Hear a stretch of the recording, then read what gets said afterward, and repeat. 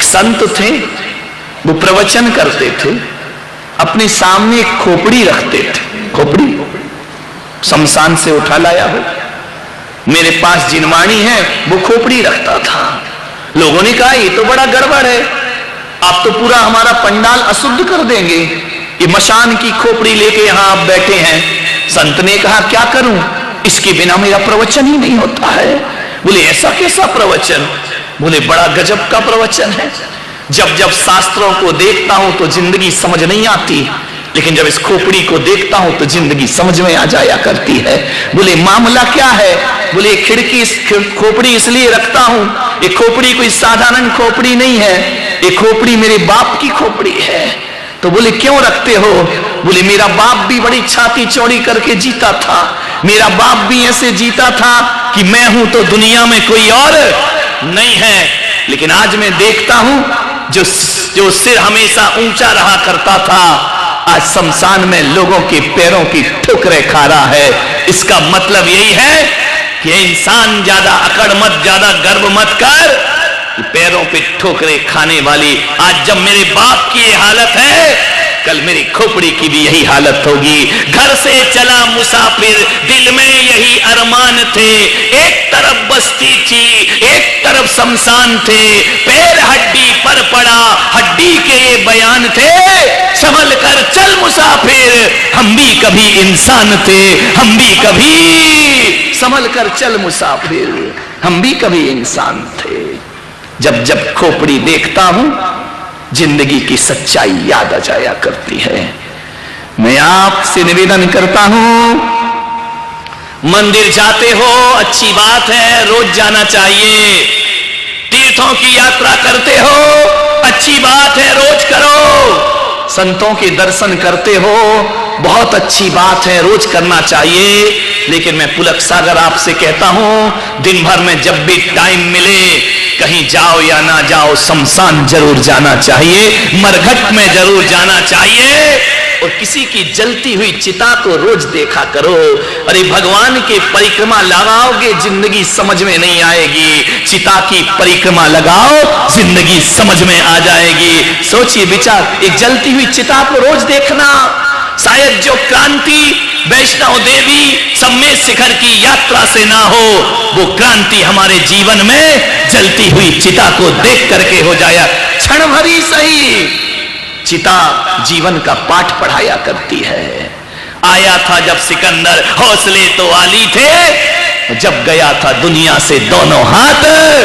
सिकंदर की मृत्यु होने का समय आया, सिकंदर ने कहा मुझे जीवन दो, मुझे जिंदगी चाहिए। हकीमों से कहा मैं आधा राज्य दे दूंगा, मुझे जिंदगी दे दो। हकीमों ने कहा हम नहीं दे सकते हैं जिंदगी। बोले आधा राज्य, पूरा विश्व विजेता सम्राट सिकंदर, आधा राज्य ले लो। बोले नहीं। तो बोले एक काम करो, मांत्रिक तांत्रिक बैठे थे, बोले तांत्रिकों मुझे थोड़ा सा जीवन दे दो। तांत्रिकों ने कहा जीवन की बात तो छोड़ो सम्राट, हम एक सांस भी तुम्हें नहीं दे सकते हैं। तो फिर तुम करते क्या हो? बोले हम तो बस व्यवस्था है, एक सांस भी हम तुम्हें नहीं लौटा सकते हैं। सम्राट ने कहा पूरा राज्य दे दूंगा, 1 मिनट का जीवन दे दो, 1 घंटे का जीवन दे दो। सारे हकीमों ने, वैद्य ने और सबने कहा कि पूरा राज्य नहीं, पूरा ब्रह्मांड भी दे दो तो हम 1 मिनट की सांस भी तुमको नहीं दे सकते। सम्राट ने कहा 1 मिनट की भी सांस नहीं। बोले हम नहीं दे पाएंगे। तो फिर तुम खड़े क्यों हो यहां पे? बोले आपकी सेवा में खड़े हैं। 1 घंटा जीवन नहीं दे सकते, सेवा की बात करते हो। सम्राट ने कहा तो फिर एक काम करना, जब मैं दुनिया से जाऊं, जब मेरे जीवन की अंतिम सांस हो, एक काम कर देना, 3 बातें मेरी मान लेना।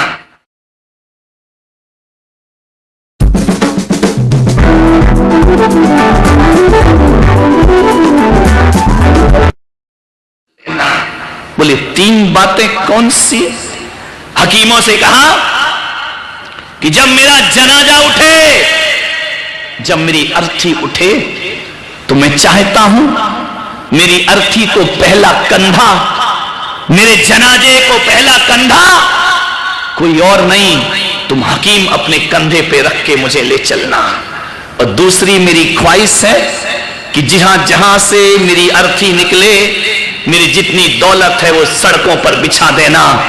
और तीसरी मेरी ख्वाहिश है कि जब मैं इस दुनिया से जाऊं, जनाजे से मेरे दोनों हाथ बाहर निकाल देना। सम्राट, इसकी क्या जरूरत है?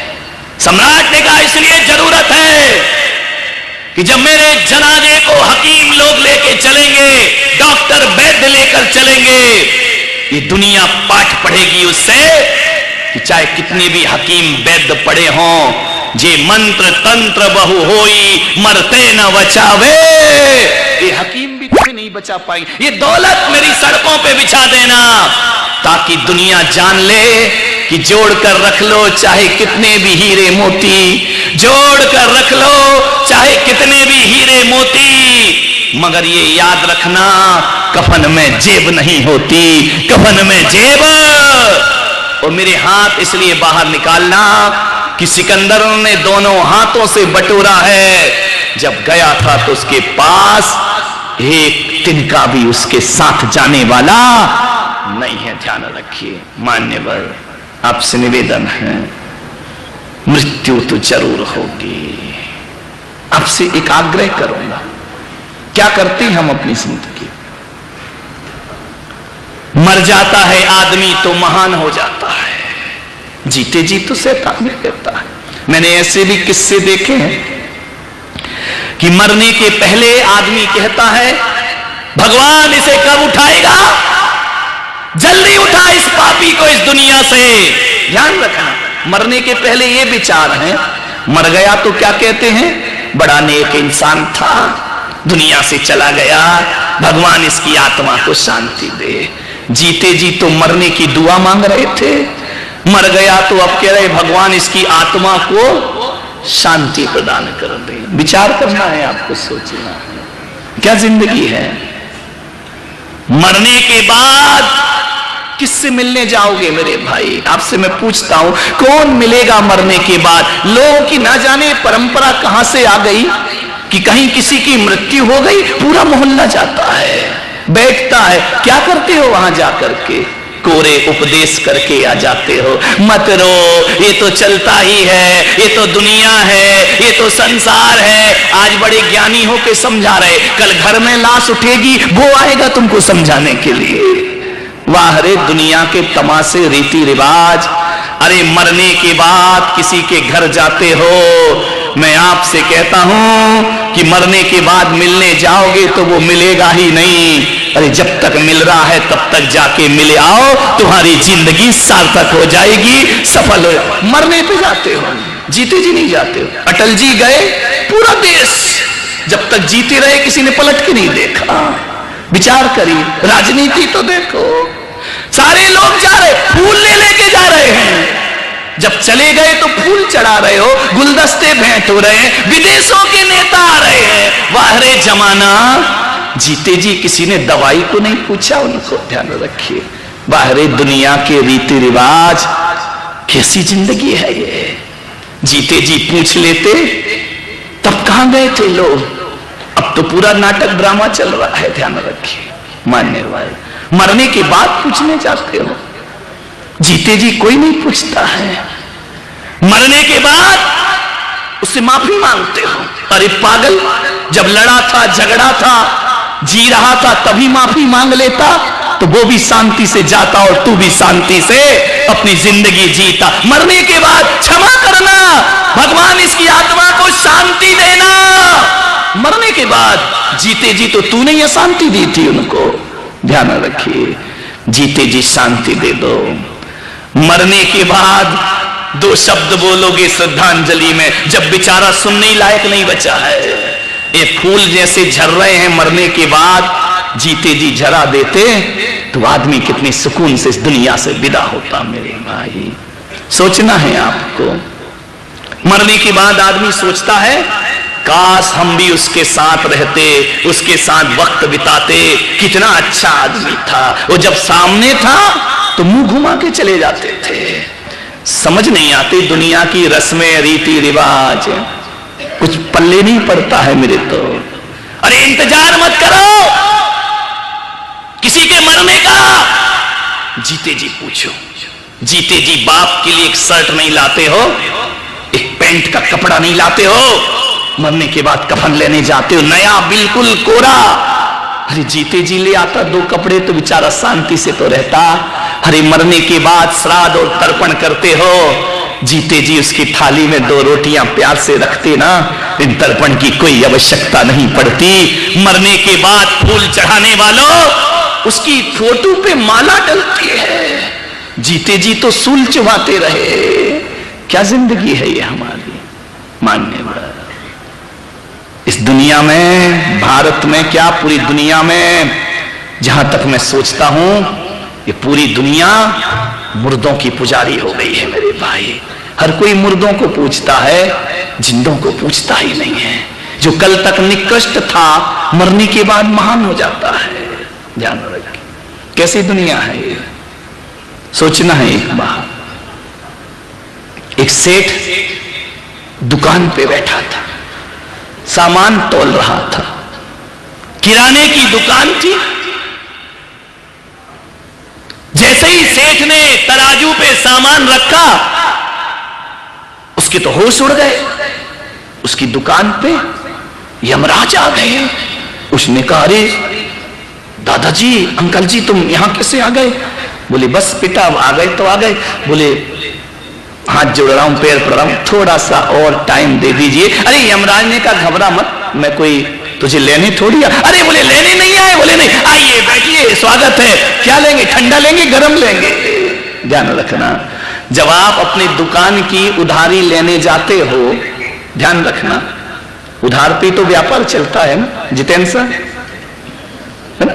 जब लेने जाते हो किसी कस्टमर के यहां कि मेरी उधारी का पैसा दे दे, यदि वो चाय पिलाए, दूध पिलाए, ठंडा मीठा गरम पूछे तो समझ लेना कि आज यही हाथ लगेगा, रुपया तो मिलने वाले है नहीं। बाकी जिसको देना है वो झटपट देता और आगे बढ़ाता है।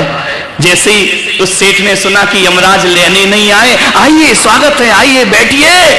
यमराज ने कहा देख मैं तुझे लेने नहीं आया हूं, तो फिर क्यों आए मेरी दुकान पे अचानक आधम के तुम? मेरे 4 कस्टमर भग गए तुमको देख करके, कष्ट से ही मर गए वो तो आधे। तो बोले आए क्यों तुम अचानक? अभी तो मेरी बोहनी बट्टा भी नहीं हुआ, अब भी दुकान खोली है मैंने। यमराज ने कहा तू घबरा मत यार, मैं आ गया। बोले क्यों आ गया? बोले देख भाई इस दुनिया में मेरा कोई मित्र नहीं, यमराज से दोस्ती कौन करेगा? कोई दोस्त नहीं है, मैं अलग थलग पड़ गया हूं, अकेला जीवन जीता हूं, कोई मेरे से हाथ मिलाने को तैयार नहीं है, कोई मेरे पास बैठने को तैयार नहीं है। यार मेरा भी मन करता है कि मेरे भी कोई दोस्त हो, फ्रेंड सर्किल हो, हम भी फेसबुक चलाएं, हमारा भी तो मन करता है हम भी व्हाट्सएप पे आ जाएं। कौन बोला इंस्टाग्राम पे आ जाओ?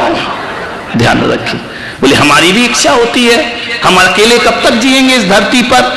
तो सेठ ने कहा मामला क्या है? बोले मैं तुझे लेने नहीं आया हूं, मैं तुझसे दोस्ती करने आया हूं। दोस्ती करने? अब सेठ भी बड़ा होशियार था, बोले दोस्ती करे और घाटा लगा। बोले क्या मतलब? बोले देखो यमराज भाई दोस्ती तो, बोले तू करेगा या नहीं?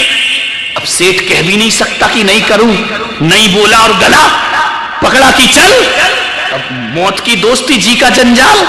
हाँ बोले तो मरे, ना बोले तो मरे। उसने कहा ये तो बड़ा गड़बड़ हो गया।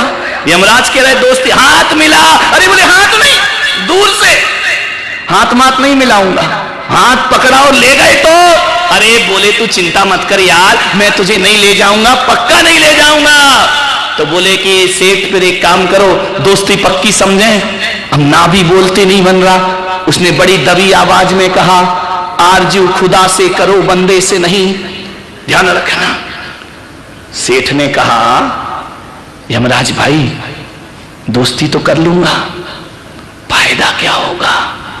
आजकल दोस्ती भी फायदे पे होती मेरे भाई, नुकसान फायदा देखा जाता है दोस्तियों में। माँ बाप के पास दौलत है तो बच्चा बुढ़ापे में पूछता है और दौलत ना हो तो बच्चे भी इज्जत करने को तैयार नहीं रहा करते हैं, ध्यान रखिए। उसने कहा मुझे फायदा क्या होगा? तो यमराज ने कहा फायदा क्या है, दोस्ती तो निस्वार्थ होती है, इसमें कोई प्रॉफिट लॉस नहीं देखा जाता है, दोस्ती तो निस्वार्थ होती है, दोस्ती तो दिलों का खेल है। बोले तुम्हारे यहां होगा, हम इंडिया में रहते हैं, बिना फल मिले हम कोई काम करते नहीं। तो बोले यमराज ने कहा क्या चाहता है? यमराज समझ गए ये चाहता है पूरे पूना को उठा लेना, मेरा नंबर नहीं आना चाहिए। यमराज इतने पढ़े लिखे तो होते ही हैं। सेठ ने कहा समझ गए यमराज? बोले हाँ, लेकिन एक बात याद रख सेठ, इबादत आरजू खुदा से करो, बंदे से नहीं। आरजू खुदा से करो, बंदे से नहीं। और दोस्ती हमसे करो, हमारे धंधे से। धंधे से दोस्ती मत करना, चलना तो पड़ेगा तुझे। तो बोले यार फिर मतलब क्या तुमसे दोस्ती करने से? बोले एक काम करो। बोले क्या? बोले अब जब तुम भी आओ ना, तुम कहीं भी आ धमकते हो, कुछ पता ही नहीं चलता है। हम बारात में नाच रहे, तुम पीछे से आ जाओगे, ये पड़े हैं चले दुनिया से। थोड़ा एक काम करो, मेरी दोस्ती है तुमसे। बोले हाँ पक्की दोस्ती। बोले पक्की दोस्ती। तो बोले एक चीज कर देना, दोस्ती का वास्ता दे रहा हूं। बोले क्या? बोले जब तुम आओ तो एक आध महीने पहले चिट्ठी मिट्ठी भेज देना। तुम क्या करेगा चिट्ठी का? मैं अलर्ट हो जाऊंगा, सब तैयारी कर लूंगा, बेटे का दे दूंगा, सब बंटवारा कर दूंगा, सब जितने अधूरे काम है सब मैं पूरे कर लूंगा। चिट्ठी भेजोगे यमराज? बोले हाँ चिट्ठी भेजूंगा। बोले एक महीने पहले? अरे बोले पागल 6 महीने पहले। अरे बोले मजा आ गया, 6 महीने पहले पक्का? बोले पक्का। यमराज ने कहा तो मैं चलूं? सेठ ने कहा जल्दी, ग्राहक खड़ा है। तो यमराज चले गए। यमराज जैसे ही गए, अब सोचो यदि तुम्हें पता चल जाए कि मरने से पहले सूचना मिलेगी, अब तुम कैसे जियोगे? बताइए, सोचिए। अभी तो तुम ऐसे जी रहे कि क्या पता कब आ जाए। सेठ ने कहा अब तो चिट्ठी आएगी, और जब तक चिट्ठी नहीं आई खाओ पियो ऐश करो, मंदिर जाना बंद। बोले क्या है? अंत भला सो सब भला। चिट्ठी आएगी, सन्यास ले लूंगा, तपस्या कर लूंगा, संठारा ले लूंगा, जीवन सुखी। अब जब तक चिट्ठी नहीं आ रही बच्चों, तब तक तो ऐश कर लीजिए। अब तो सेठ मौज मस्ती करने लगा, सारी दौलत उड़ा दी उसने, ऐशो आराम में, खाने में, पीने में। पत्नी बोलती सेठ जी मंदिर हो आप। चुप रहे, तू चली जा। मैं तो मंदिर अभी नहीं जाऊंगा, 6 महीने की मुझे मोहलत मिलेगी, तब मंदिर जाऊंगा, संतों की सेवा करूंगा, सत्संग करूंगा। जब तक नहीं है तब तक अब मुझे जी ले। अब मैं निश्चिंत हो गया। मौत को भुला के सेठ तो अब रात में भी खाने लगा, बाजार में भी खाने लगा। पानी पूरी, गोलगप्पे, इडली, डोसे, सांभर, बड़ा, और क्या तुम्हारे यहां क्या बनता है वो भी खिला दो उसको, महाराष्ट्र में। समझ में आया? खाए पिए ऐश करे, पिक्चर देखने लगा। लोग बोले यार सेठ पागल हो गया, रोज तो मंदिर जाता था, धोती पचड़ी पहन के पूजा अभिषेक करता था, अब ये तो कहीं बंबई घूम रहा है, स्विट्जरलैंड जा रहा है, विदेश घूम रहा है, जाम टकरा रहा है। सेठ तो बिगड़ गया। सेठ तो बड़े ऐशो आराम किए, पूरे घर चिंतित किए, बुढ़ापे में पागल क्यों हो रहा है? बोले आए कोई परवाह नहीं अब दुनिया की, आराम से जीने लगा। एक दिन पलंग पे लेटा था, यमराज आ गए। उन्होंने कहा सेठ